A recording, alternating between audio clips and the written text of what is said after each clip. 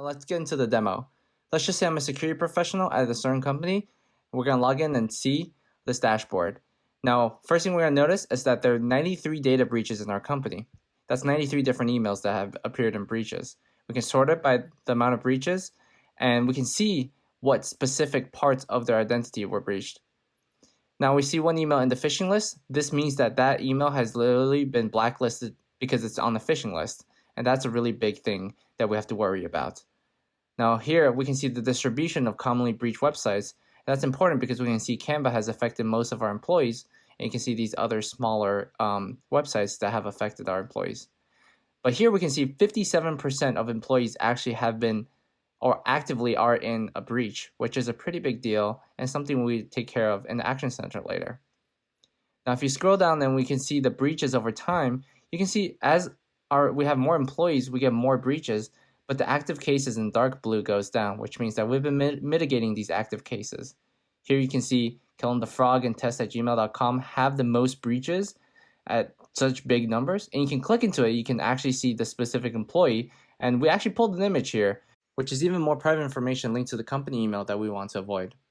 Now here in the Action Center, we're going to add an employee first. Let's add a UW email just for testing. Now that should add into the scan, and we should be able to check back on that later.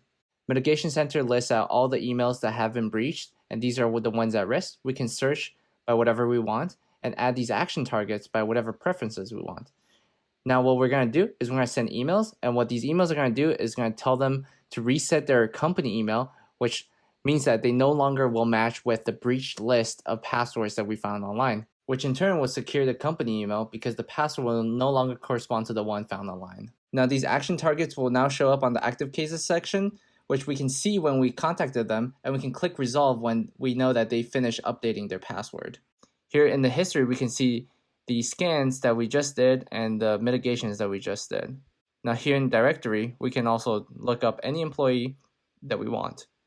Now after the scan is complete, we can see that this number of data breaches actually went up. And we can see there are 5 extra breaches for help@uw.edu.